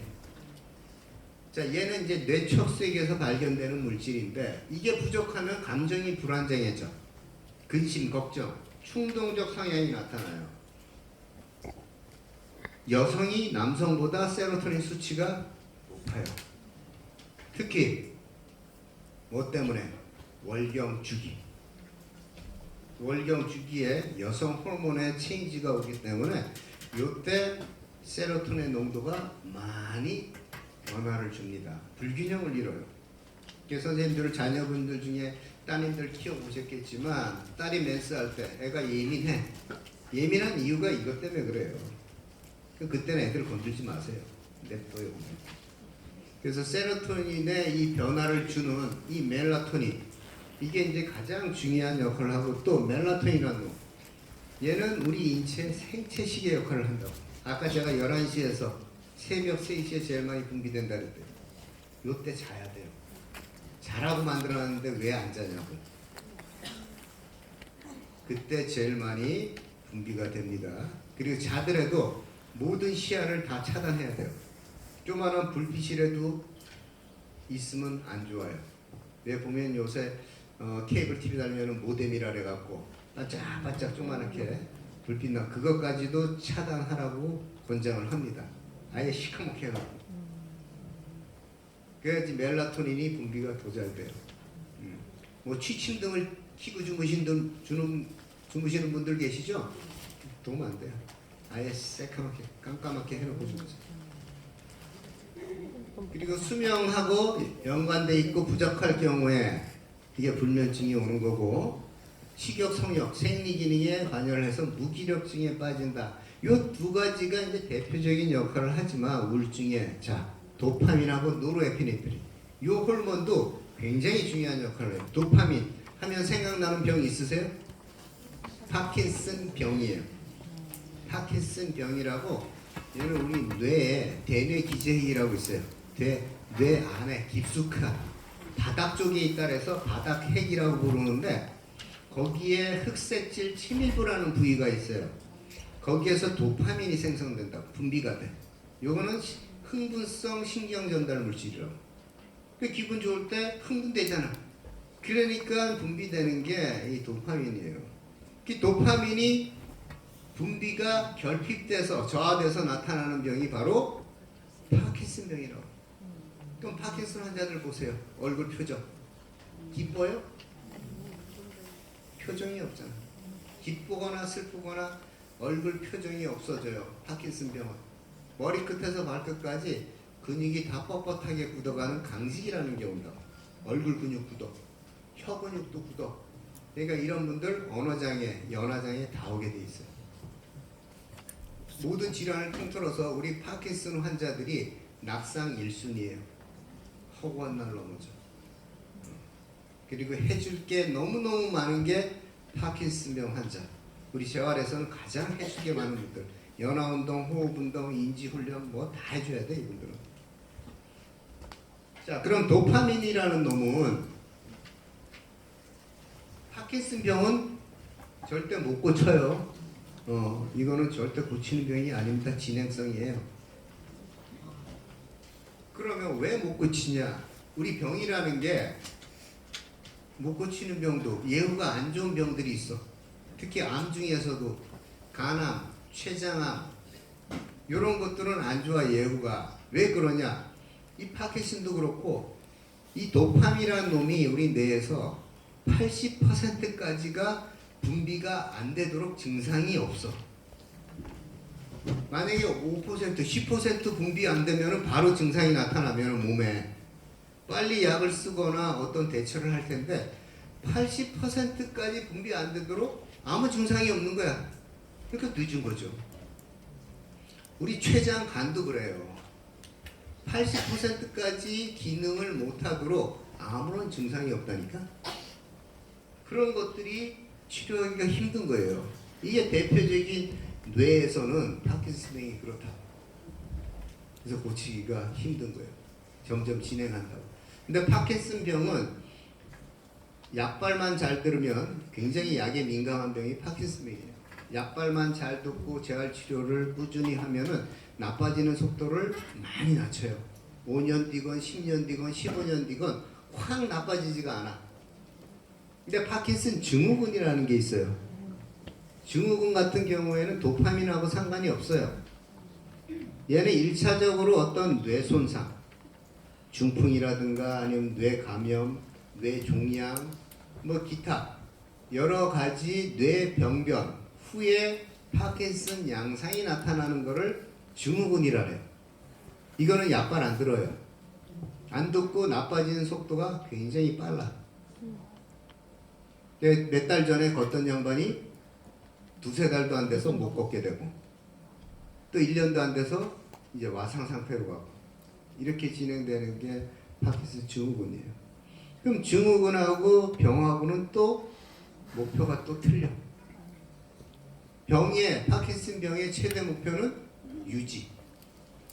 증후군의 최대 목표는 유지도 안 돼. 나빠지는 속도를 늦추는 게 목표예요. 그래서 마냥 운동한다고 될 게 아닙니다. 그래서 이렇게 이제 질환별로다가 특색을 잘 아셔야 돼. 그래야지 선생님들이 뭘 상담을 하고 뭐 하더라도 환자를 설득을 시키고 뭔가 전문가다운 냄새가 풍겨야죠. 센터를 운영하신다면. 자, 그러면 선생님들도 우울할 때가 있을 텐데 그럴 경우에 요 9가지 요 항목을 한번 대비해 보세요. 아니면 요즘 우리 환자가 좀 우울한 것 같아. 그럼 9개를 대비했을 때 이 5가지 증상이 최소 2주일간 지속된다. 그 우울증일 가능성이 커요. 이런 경우에는 빨리 병원 가서 약 받아 드시게 해야 됩니다. 자, 우울증이 심해지면 어때요? 심한 분들은 자살 충동까지 느낀단 말이에요. 이게. 자, 그러면 우울증 중재 어떻게 그럼 우리가 우울증 있는 분들은 어떻게 그럼 다스려야 되냐? 중요한 거는 원인을 찾아야 돼. 우리가 지금 이렇게 의학이 발달됐지만 원인을 못 찾아서 못 고치는 병도 아직까지 굉장히 많습니다. 내가 열이 나서 병원을 갔어. 근데 도대체 열이 왜 나는지를 못 찾아. 그럼 이런저런 항생제만 잔뜩 들이붓고 시간이 이제 오래 흐르는 거예요. 근데 원인만 알아. 그럼 그 원인에 맞는 약을 써버리면 된다. 이렇게 이제 원인을 찾아내는 게 중요한데 오늘 내가 딱 들어갔는데 어르신이 할머니가 아유 왔어? 앉아봐. 이제 시작하는 거야. 이놈의 할아버지가 새벽에 기 나가더만 밤 늦게나 돼야 기 들어온다고. 아니 점심은 요양보호사가 차려주는데 내가 이 몸을 갖고 저녁은 내가 차려 먹고 있어. 갈 때마다 이제 할아버지 욕이야. 오늘 들어갔더니 와봐. 어제 이 할아버지가 5만 원 들고 나와서선 1원 한 푼 안 남기고 들어왔어. 응? 누구 만나갖고 그렇게 퍼주는지 맨날 들어갈 때마다 할아버지 욕이네. 또 어떤 집은 갔더니만 왔어? 아유 어제 며느리가 뭘 해왔는데 얘는 왜 맞대가리를 맨날 이렇게 해? 아 작아서 못 먹어 내가. 갈 때마다 또 며느리 욕이야. 그럼 답은 나왔네. 원인은 할아버지와 며느리네. 중요한 거 원인을 제거하면 끝나요. 두 분을 제거하면 끝나. 근데 제거를 못하잖아 사람이라서. 자 그럼 답은 뭐냐? 바로 요거예요. 경청이에요. 경청. 정신과 의사들이 진료를 3, 4분 만에 볼 수 있겠어요? 절대 못 보죠. 제일 진료 시간이 긴 게 정신과예요. 왜? 말을 들어야 되잖아. 이 사람이 도대체 나한테 왜 왔는지, 정신질환이 있어갖고 뭐 때문에 나한테 이렇게 호소를 하려고 왔는지를 들어야 되기 때문에 진료 시간이 길어. 그러니까 진찰비가 비싼 거예요. 자, 할머니가 이렇게 할아버지 욕하고 며느리를 욕해 올 때마다 들어올 때마다. 그럼 선생님들도 하루 이틀 들어야지 그거를. 맨날 들어. 얼마나 지겹겠어. 그럼 거기다 대고 아유 할머니 그만해. 나래도 싫어하겠다. 그 입을 닫고 지갑을 열어. 그럼 너 내일부터 오지 마 그래. 센터 계약 끝. 경청이 중요한 거예요. 일단 이분은 지금 누구한테 뭔가 얘기를 하고 싶어 해. 그럼 들어줘야지. 그래서 흥분을 가라앉혀야 돼요. 그 다음에 뭘 운동을 시키든 뭘 해야지. 선생님들이 만약에 우리 물건을 뭘 샀는데 진짜 점원이 나를 열받게 했어. 가서 막 흥분해서 따지는 소비자들 있죠. 거기다 대고 상점 직원이 대들고 막 같이 쌍욕하면서 대들어봐. 이게 진정이 돼요? 싸움만 나지? 일단은 가라앉혀야지.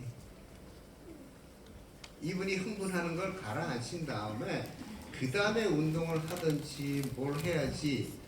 그 다음에 이제 안정된 상태에서 요건 요렇다 이렇게 얘기를 하면은 그나마 좀 듣는데 그 흥분 상태에서 입 닫으라래니 응? 지갑에 돈은 없는데 또 지갑은 열라래. 그럼 당연히 열받죠. 그럼 오지 말라래지. 자 이렇게 이제 경청하는 게 이제 가장 중요하다는 거. 이게 왜 제가 이 얘기를 하냐면은 저도 병원에서 환자를 많이 보면서 우리 병원에는 간병인들이 있잖아요. 간병인들이 환자하고 싸우는 경우가 굉장히 많아.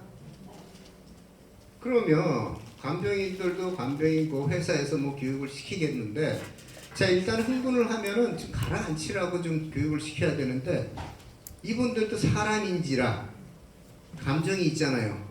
같이 싸워. 뭐가 되냐고. 그래서 그런 교육도 우리 요양보호사분들이나 또 들어가시는 가정에 방문하는 분들한테 이런 교육이 필요한 거예요. 조금만 좀 내가 귀찮더라도 좀 들어주면 가라앉는데 그걸 못 참고서 같이 흥분하고 있으니 이게 뭐가 되냐고. 자 그래서 약물 치료를 이제 하기도 해요. 근데 약물 치료에 반응이 없을 때는 이렇게 전기 충격 치료라는 것도 있어요. 자 중요한 거는 바로 요거예요. 신체적 활동이 반드시 동반돼야 돼요. 우울증이라는 게 약만 먹어서는 안 돼요. 신체적 활동. 밖에 나가서 내가 햇볕도 쐬고 좋은 구경도 하고 맛있는 것도 먹고 이렇게 몸을 움직여야지. 근데 환자는 못 움직이니까 제3자가 누군가가 들어가서 한 번이라도 움직이게 해주는 거 아니에요. 이게 이제 방문 서비스예요. 자 이제 선생님들이 연화장애가 많이 오는 노인분들을 봐요. 우리가 나이 들면은 뭐 먹다가 살에 걸리죠. 이것도 근육이에요. 자, 선생님들 여기 남자들 아담스 애플이라래요. 요거. 여기다가 손 딱 대고 힘 한번 꿀꺽 해보세요. 꿀꺽 하면은 여기 올라가죠? 요 올라간 상태에서 힘 빼지 말고 한번 버텨봐요. 버텨봐요. 하나, 둘, 셋, 넷, 다섯, 힘 빼세요. 그럼 뚝 떨어지죠? 자, 올라가 있을 때가 바로 요거예요. 아이고. 요 후드 덮개가 요게 기도를 딱 닫았을 때야. 꿀 하면은 얘가 닫히면서 음식물이 기도로 안 가고 식도로 가게 돼 있어요. 이게 이제 우리 연화 동작인데, 자, 우리가 음식을 삼키는 과정을 보면은 일단 음식물이 입으로 들어와. 그럼 어떻게 해요? 이빨로다가 잘게 부수죠. 잘게 부수면은 침이 나와. 침하고 섞여. 그 다음에 흩어져 있는 음식들을 입 안으로다가 혀 위로다가 다 모아. 그 다음에 꿀꺽해요. 자, 그럼 꿀꺽할 때 혀의 움직임 한번 느껴보세요.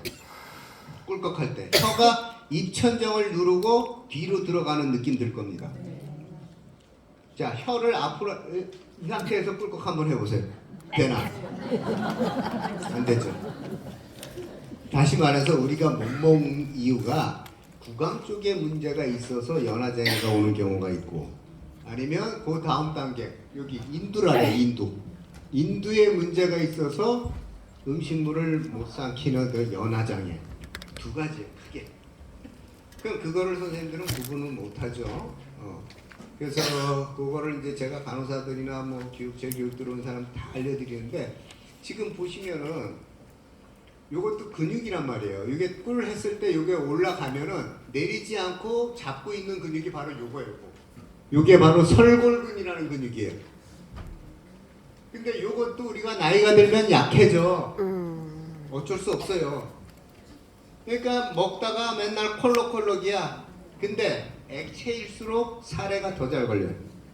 물일수록. 우리 어르신들 약 먹다가 살에 더 잘 걸린다고. 왜?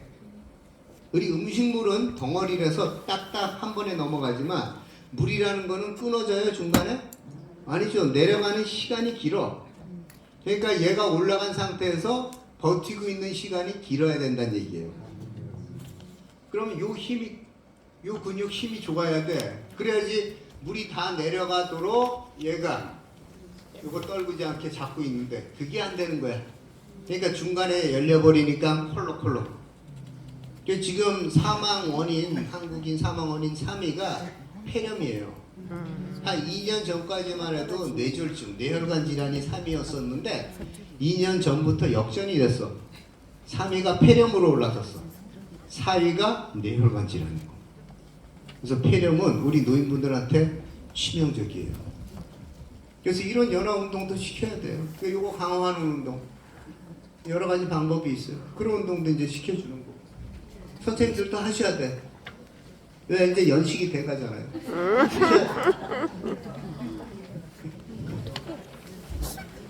알려줘요? 네. 하나만? 네. 아까 요게 이제 테스트면서 운동 방법인데 딱 요거 올라갔을 때 멈추세요.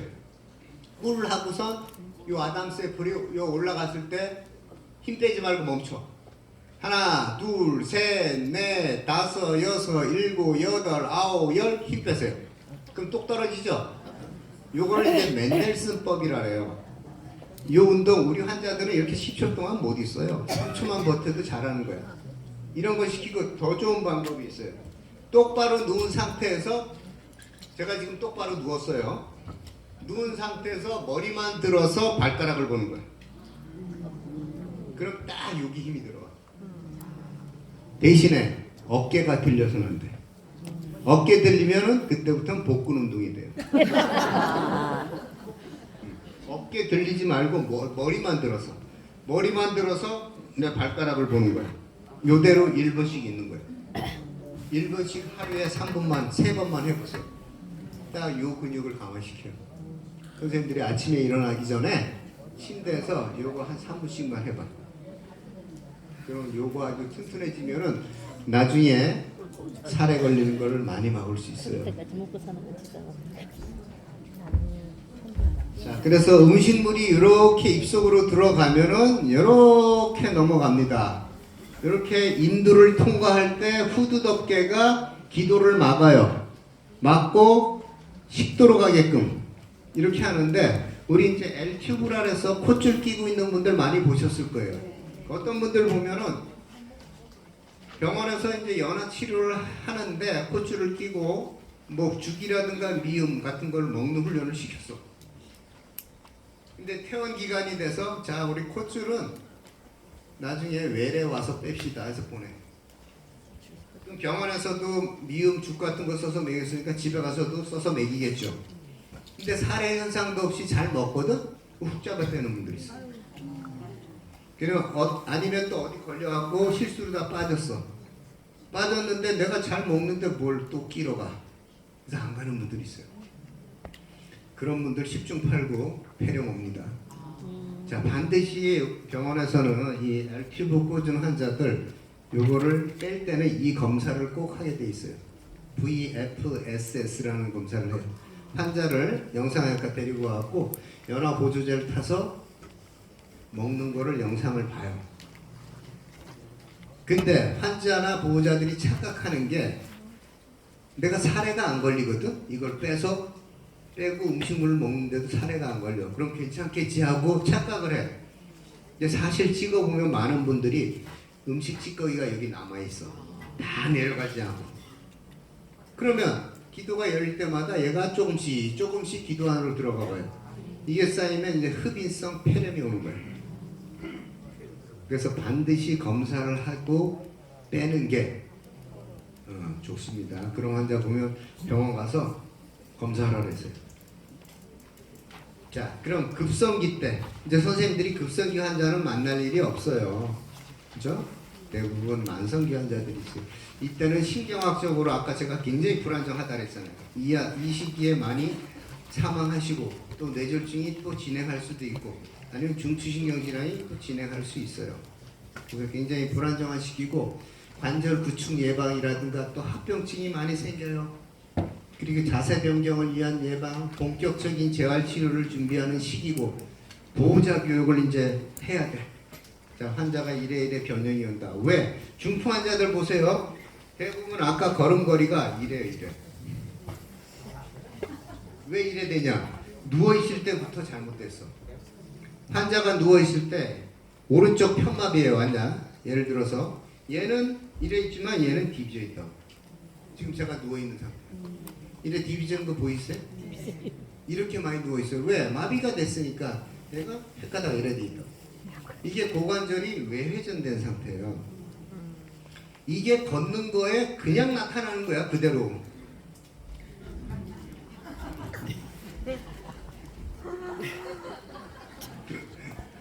아우, 동영상 찍으시라니까. 기분 나쁠 때 한 번씩 보세요. 아, 뭘 또 다시 하라래요.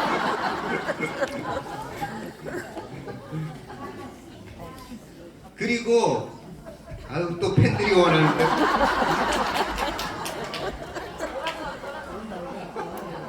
뭘 또 돌아서 하라래요, 또.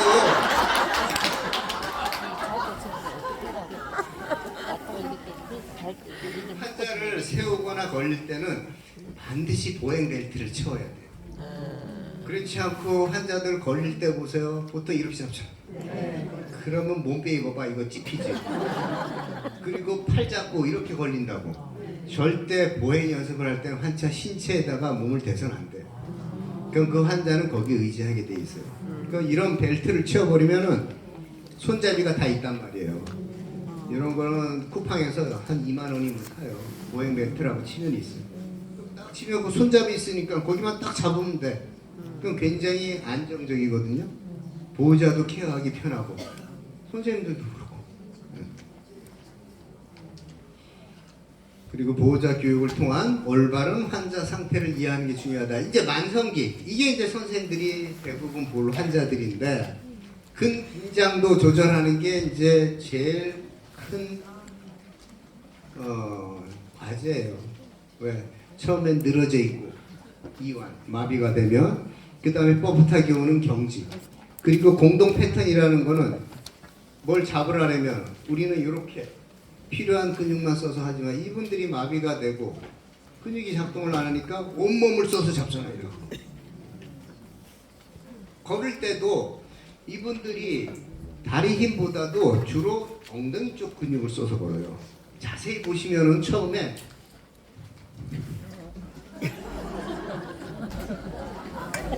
웅덩이를 튕겨. 뭘 또 예고하고 해요.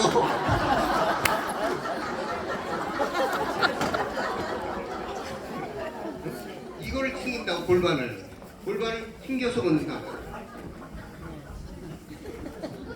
왜? 내가 순수한 근육을 못 쓰거든. 그러니까 남아있는 근육을 총동원 하는 거야. 이게 이제 공동 패턴이라 그래요. 이게 이제 많이 생기면 수의적으로다가 본인이 이제 조금씩이라도 움직일 수 있는 거예요. 그리고 안전한 운동 방법을 적용을 해야 돼요. 환자한테 불안정한 운동을 시키면 안 된다고. 그리고 운동을 시킬 때 이 환자 근력에 맞는 운동을 시켜야지. 지금 세라밴드 고무줄 당기는 힘도 안 되는 환자한테 고무줄을 당기라래. 그래서 그런 분들은 근력을 키우는 운동 방법이 주로 중력을 이용한 근력 운동을 시켜요. 그리고 나이가 들면은 보세요. 일어나다가 아이고 어지러워. 걷다가도 아이고 어지러워. 이런 소리 많이 하시죠? 왜 그럴까요? 나이가 들면 혈액순환이 안 돼서. 자, 우리 몸의 혈관은 99%가 모세혈관이에요. 모세혈관은 머리카락 굵기의 10분의 1. 그렇게 가는 혈관이 우리 몸 속의 혈관의 99%를 차지. 나머지 1%가 동맥과 정맥혈관이에요. 우리 몸 속의 혈관을 쫙 빼내갖고 길이를 재보면은 지구 2바퀴 반, 10만 킬로예요. 어마어마하죠. 그럼 이 가느다란 모세혈관이 우리 몸속에 쫙 퍼져 있다니까. 그래서 곳곳에 혈액을 공급하는 거예요. 혈액 속에는 뭐가 있냐? 산소를 운반하는 적혈구가 있단 말이에요. 그 말초 신경병증 환자들, 당뇨 환자들, 이게 이제 안 통하는 거야. 곳곳에. 그러니까 저리고 붓고 아프고 감각이 둔해지고 이런 현상이 온다고. 자, 그리고 재활의 또 큰 목표 중에 하나가 컨디션이 떨어지는 걸 막는 거. 왜? 가만히 있으면 컨디션 떨어지죠. 몸을 움직여야지. 근데 환자는 마비돼서 못 움직이네? 누군가가 들어와서 아까 관절 운동이라도 시키면은 근육 길이를 늘리지. 그죠? 그게 이제 컨디션 저하되는 거를 조금이라도 막는 거고. 그리고 균형 능력 증지. 이제 어느 정도 걷는 분들은, 그러니까 환자 케이스마다 운동법이 틀려요. 걷는 분들은 균형, 낙상 예방, 이거에 맞는 훈련을 시키는 거고. 그리고 근지구력. 우리 환자들은 근력시키는 거 아닙니다. 지금 보면은 나이에 맞게끔 운동해야 되는데 이렇게 운동하는 거 헬스장에서도 보면은 연세가 많으신데 큰 거울 앞에서 아주 그냥 그 무거운 아령을 들고 역기를 들고 그러고 있어. 소대낫이 있고. 아니 이 윗도리만 키워갖고 뭐 아랫도리 운동은 하나도 안 해. 이 얘만 키워갖고 뭐 할 거냐고. 그건 아주 잘못된 운동이에요. 나이 들면은 혈관 자체가 약해져요. 탄력을 잃어서. 근데 순간적으로 무거운 거 힘을 주는 운동이 제일 나쁜 거예요. 혈관이 버티지를 못한다니까. 이게 꽝 터져버리면 뇌출혈 돼요. 근데 그걸 모르는 거야. 그 힘을 쓰는 거야. 얼굴 빨개지면서. 그 나이에 맞는 운동을 해야 돼요. 그리고 환자들도 마찬가지예요. 환자들이 그런 운동 시키면 하겠어요? 지금 마비가 되고 본인 몸 하나 움직이기도 힘든 환자한테 무슨 세라밴드 그 탄력 있는 걸 땡기라고 무슨 아령을 들게 하고 뭐 이런 운동을 시키냐고. 그래서 환자 근력 상태에 맞는 운동. 아까 제가 모세혈관 개수가 나이가 들면은 반으로 줄어들어요. 우리 노화에 의해서. 그러면 동맥에서 산소를 운반한 거를 모세혈관을 통해서 정맥으로 하게 돼 있어요. 동맥과 정맥은 바로 이어져 있질 않아요. 이어져 있으면 그건 기형이라고 표현해요. 기형이에요, 기형. 그래서 동맥과 정맥을 이어주는 혈관이 바로 모세혈관. 그럼 동맥에서 받은 산소를 정맥으로 가는데 모세혈관 개수가 반으로 줄어든다니까? 그럼 산소가 충분히 정맥으로 이동이 되겠어요? 안 되죠. 그러니까 일어나다가 아이고 어지러워. 뭐 하다가 아이고 어지러워. 그런 소리를 노인분들이 많이 하는 거예요. 자, 그럼 이렇게 모세혈관 개수가 줄어든 거를 개수를 늘릴 수 없냐? 있어요. 방법이 있어요. 그게 바로 근지구력 운동이에요. 근지구력 운동은 무게와 강도를 약하게 해서 횟수를 많이. 만약에 세라밴드 고무줄 있죠? 그게 이제 색깔별로 강도가 틀리죠. 노란색이 가장 약한 건데 그거를 매일 100번, 200번씩 해봐. 아무리 약해지만 몇 달 지나봐요. 힘 생겨. 근지구력 운동을 했을 때는 근력이 생기지만 근력 운동 했을 때는 근지구력 안 생깁니다. 그래서 이 과학적으로 운디 신체 생리학적으로다가 근지구력 운동을 해야지 모세혈관 개수가 늘어나요. 우리 노인분들은 거기에 초점을 맞춰야 돼요. 환자한테. 그럼 뭘 힘들게 뭘 들라 땡기라 이렇게 하면 안 돼요. 그건 고문이에요. 고문.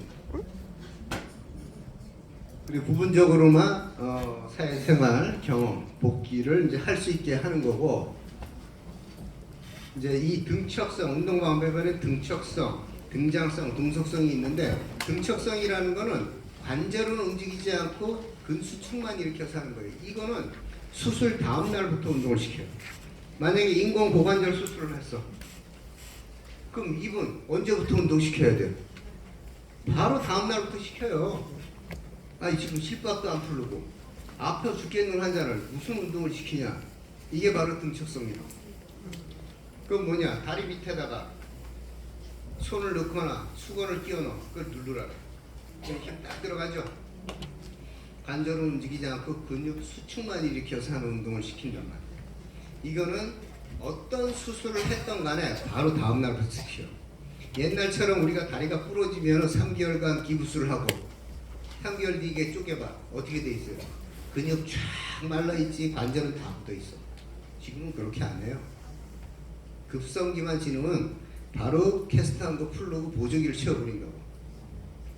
그럼 보조기 캐스트 풀리기 전까지 이런 등척성 운동을 시킨단 말이에요. 허리건 어디건 몸을 다. 그래야지 이걸 쪼개더라도 근육이 말라있고 그리고 힘이 빠지는 거를 막는 거예요. 그래야지 재활기간이 단축이 되는 거고 빨리 환자가 회복된다. 이런 게 이제 제일 안전한 게 등척성 운동. 그리고 등장성은 세라밴드라든가 아령이라든가 이 장력을 이용하는 운동. 그 등속성은 이제 속도를 이용하는 운동이에요. 자, 10초에 10번 드세요. 이런 것들. 그러니까 이 순서대로 이제 운동을 시킨다. 이랬을 때 환자가 좋아져요. 그러니까 운동 방법이라든가 그리고 이 환자의 근력 상태가 어떠냐에 따라서 이 방법도 이제 선택이 달려지는 거예요. 그래서 수동적 운동. 수동적 운동이라는 건 환자가 전혀 못 움직여. 그럼 들어가는 선생님 손에 의해서 다 움직이게 하는 게 수동적. 능동 보조는 우리가 팔을 들려면 여기까지가 정상범위인데 요거밖에 못 들어. 여기까지는 혼자 능동적으로 했죠. 안 되는 부분은 이제 수동적으로 도와줘. 그래서요. 이게 능동 보조고. 들라라 했더니만 혼자 그래도 낑낑대고 혼자 들어. 이건 능동 운동이고. 그 다음에 요 혼자 낑낑대고 들었다는 거는 근력이 50% 있다는 얘기예요. 그러니까 50% 이상 들라라 했을 때 이제 손가락으로 저항을 줘봐. 근데 이 저항도 이기면서 드네? 그럼 80%의 근력이 있는 거예요. 그때는 점진적 저항 운동. 요때부터 세라밴드 운동이 들어가요.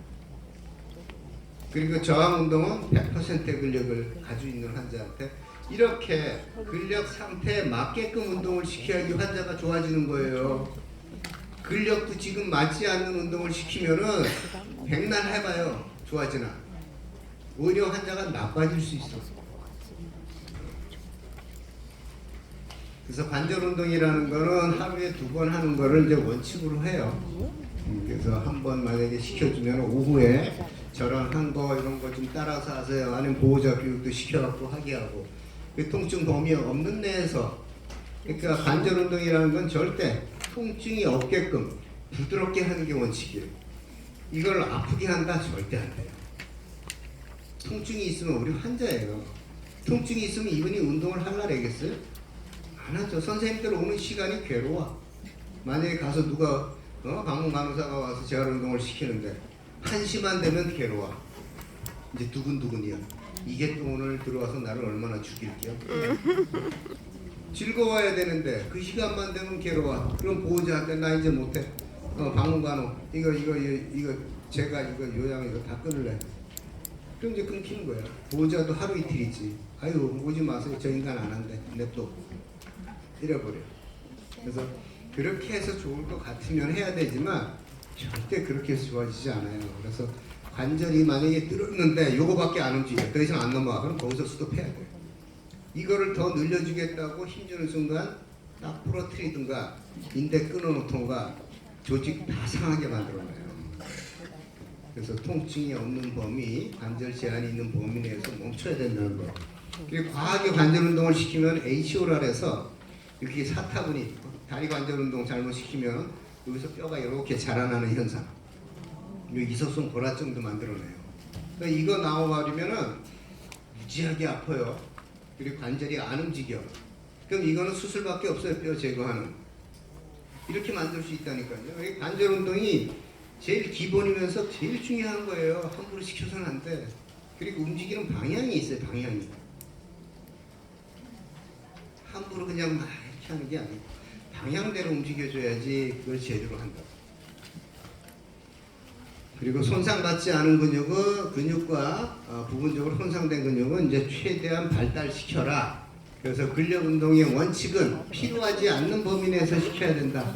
환자가 피곤할 정도로 시켜서는 안 돼요. 자꾸 대화를 해야 돼. 의식 있는 분들은 힘들지 않으세요? 피곤하지 않으세요? 그렇다면 잠깐 쉬었다가 그렇게 해야지. 이걸 참으세요. 보호자는 옆에 있다가 아이 좀 참으라고. 응? 열심히 해야지 낫지. 맨날 조금만 하고 힘들다라면 어떻게 해. 환자만 구박하는 거야. 모르니까. 또 과도한 무게나 강도는 금물. 고령일수록 근지구력. 고령뿐만이 아니에요. 우리 환자들은 다 근지구력이에요. 근력 아닙니다. 그리고 균형 훈련. 뭐 이런 걸 이용해서 이제 균형 훈련 얻는 분들은 그런 걸 또 시킬 수 있고. 자, 효과적인 운동 프로그램이 뭐냐? 어떤 질환이든 간에 준비 운동부터 해야 돼. 내가 준비 운동부터 풀어야지. 그 다음에 운동을 시켜야지. 몸도 안 풀린 환자를 뭐 세라밴드를 당기게 하고 뭐 하면 안 되겠죠. 그게 바로 이제 관절 운동이라는 거고, 제 운동이. 그리고 프로그램 강도를 이제 조절하는 거예요. 10분 힘든 거 있으면 10분 쉬운 거, 10분 중간, 10분 쉬운 거, 10분 힘든 거. 이렇게 해서 1시간이라는 시간이 예를 들어 주어졌다. 그럼 그 강도 조절을 잘 하라는 거. 그리고 신전 운동을 통한 항중력권. 이게 뭐냐? 우리 인간은 주로 굴곡근만 써요. 여러분들 잘 생각해 보세요. 우리 인간은 구부리는 동작만 줘요.